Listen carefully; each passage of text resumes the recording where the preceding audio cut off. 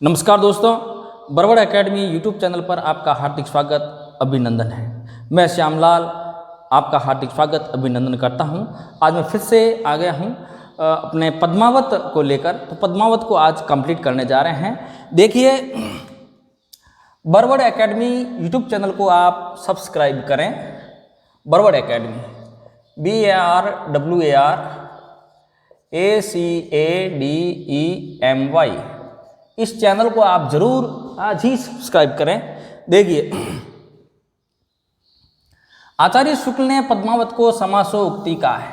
आचार्य रामचंद्र शुक्ल ने पद्मावत को समासोक्ति कहा है। समासोक्ति कहने का मतलब यह है कि उसमें बात को बड़ा चढ़ाकर लिखा गया है ना, इसलिए समासोक्ति कहा गया है। समासोक्ति का अलंकार भी है, आप ध्यान रखें। अलंकार जब पढ़ाऊंगा तो समासोक्ति के बारे में जिक्र भी करूंगा, और समासोक्ति एक सिद्धांत भी है वक्रोक्ति की तरह, तो उसमें भी आपको मैं पढ़ाऊंगा, ठीक है ना। आगे कहा गया, पर आचार्य शुक्ल का एक कथन है जो अक्सर परीक्षा में पूछा जाता है। पद्मावत में प्रेम कथा की परंपरा पूर्ण प्रौढ़ता को प्राप्त हुई है। यह उस समय में सबसे अधिक प्रसिद्ध ग्रंथ है। इसमें कहानियों की सभी विशेषताएं विद्यमान हैं। इसमें इतिहास और कल्पना का योग हुआ है। यह आचार्य शुक्ल का कथन है जो परीक्षा में अक्सर पूछा जाता है। दोस्तों, इसको आप नोट कर लेना। आगे और कथन है शुक्ल का, इस कहानी का पूर्वार्ध तो बिल्कुल कल्पित है। जो पद्मावत कहानी है, इसका पूर्वार्ध तो बिल्कुल कल्पित है, कल्पना के आधार पर है, किंतु इसका उत्तरार्ध ऐतिहासिक के आधार पर निर्भर है। उत्तरार्ध है वो ऐतिहासिकता के आधार पर है। अलाउद्दीन से युद्ध होता है और रतन सेन मारा जाता है ना। ये आचार्य शुक्ल का कथन है दोस्तों, इसको भी आप नोट कर लेना, बहुत अच्छा कथन है। फिर आता है जायसी का जो प्रिय अलंकार है वो हेतु उत्प्रेक्षा। दोस्तों, ये भी सवाल कई बार परीक्षा में पूछा गया है। जायसी के प्रिय अलंकार का क्या नाम है? हेतु उत्प्रेक्षा है। दोस्तों, आप पूरा याद कर लेना है। फिर विजय देव नारायण शाही का एक मत है, पद्मावत को अपने ढंग की अकेली ट्रेजिक कृति कहा गया है। कैसी कृति कहा गया है? ट्रेजिक कृति कहा गया है। विजय देवनारायण शाही ने पद्मावत को अपने ढंग की ट्रेजिक कृति कहा है, जो अपने आप में बहुत ही इंपॉर्टेंट है, बहुत ही इंपॉर्टेंट है। इस बात को भी आप नोट कर लेना दोस्तों, इस बात को भी याद कर लेना। आगे पद्मावत के बारे में बात करूं तो देखिए, पद्मावत बहुत ही अच्छा ग्रंथ है और बिल्कुल ठेठ ग्रामीण भाषा, जो ठेठ अवधि ग्रामीण अवधि में लिखा गया ग्रंथ है दोस्तों। और ये भी परीक्षा में पूछा जाता है, और समासोक्ति में लिखा गया शुक्ल के अनुसार, है ना। और मलिक मोहम्मद जायसी का जो प्रिय जो अलंकार है वो हेतु उत्प्रेक्षा है। इस बात को भी आप ध्यान में रखना। एक मत और है दोस्तों जो ध्यान में रखना आप, एक मत और है डॉक्टर हरदेव बहारी। डॉक्टर हरदेव बहारी साहब ने क्या लिखा? अपने ग्रंथ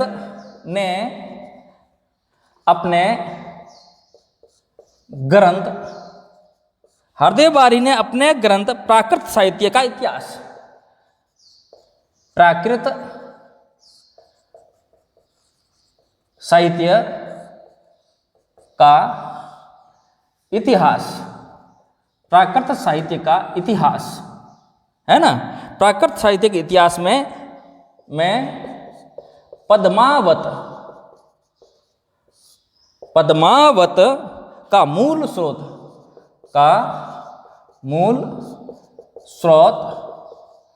स्रोत रचित रतन शेखर, कौन सा शेखर? रतन शेखर कथा जो लिखी गई है अपने प्राकृत में लिखी गई है को माना है। रतन शेखर कथा को माना है, यह हरदेव बहारी ने माना है। इस बात को आप ध्यान में रखना। फिर देखिए, एक और बिंदु है प्रेमाख्यानक काव्यों में, आख्यानक काव्यों प्रेमाख्यानक काव्यों में पद्मावत से पूर्व, पद्मावत से पूर्व 5 चौपाई के बाद, 5 चौपाई के बाद, 5 चौपाई के बाद एक दोहा, एक दोहा रखने की प्रवृत्ति थी, दोहा रखने की प्रवृत्ति थी। किंतु जायसी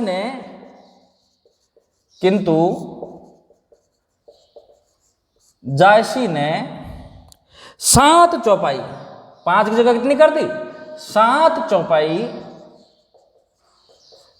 चौपाई और एक दोहा, इसको कहते हैं कड़वक, ठीक है ना। कड़वक छंद या शैली में रचना की। इस बात को भी आप दोस्तों ध्यान में रखें। पद्मावत का मूल स्रोत तो रचित रतन शेखर की कथा प्राकृत में लिखी गई, उससे माना गया है हरदेव वारी ने। और प्रेमाख्यान काव्यों में पद्मावत से पूर्व, पद्मावत रचा गया उससे पहले 5 चौपाई प्लस एक दोहा, है ना। पर पद्मावत रचा गया तो जायसी ने 5 चौपाई की जगह 7 चौपाई प्लस एक दोहा, यानी कड़वक शैली, कड़वक छंद में इस पद्मावत की रचना की है। इस बात को आप ध्यान रखना, ये मोस्ट है ना। हमेशा परीक्षा में पूछा जाता है कड़वक शैली में कितने छंद और कितने दोहे होते हैं। पिछली पीजीटी में एक सवाल पूछा गया कड़वक शैली का, तो उसमें 5 नहीं करें, रामचरितमानस जो लिखा है तुलसीदास जी ने अवधी भाषा में, उसमें 5 चौपाई और एक दोहा है, ठीक है ना। और जायसी ने, मलिक मोहम्मद जायसी ने पद्मावत की रचना की है। पद्मावत की रचना में 7 चौपाई और एक दोहा है। कड़वक शैली या कड़वक छंद कहा गया है, उसमें जायसी ने पद्मावत की रचना की। इस बात को आप ध्यान में रखना है ना। तो मलिक मोहम्मद जायसी और तुलसी ने दोनों तो लिखा था अवधी में, पर तुलसी के लिखने का ढंग अलग था और इनके लिखने का ढंग अलग था। तुलसी ने 5 चौपाई और एक दोहा देकर लिखा रामचरितमानस, और मलिक मोहम्मद जायसी ने अवधी भाषा में ही लिखा, परंतु 5 की जगह 7 चौपाई और एक दोहा लेकर कड़वक छंद में पद्मावत की रचना की। इस बात को आप ध्यान रखना, क्योंकि पिछली पीजीटी में एक सवाल पूछा गया था कड़वक के बारे में, है ना। आगे एक और बिंदु है, हिंदू हृदय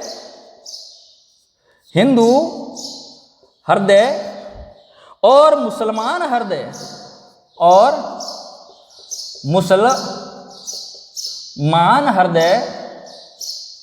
हिंदू हृदय और मुसलमान हृदय आमने सामने करके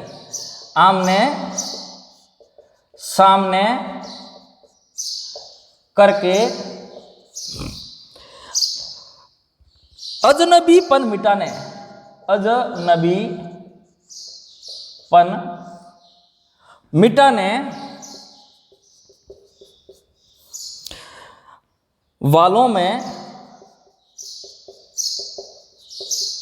वालों में इन्हीं का नाम लेना पड़ेगा।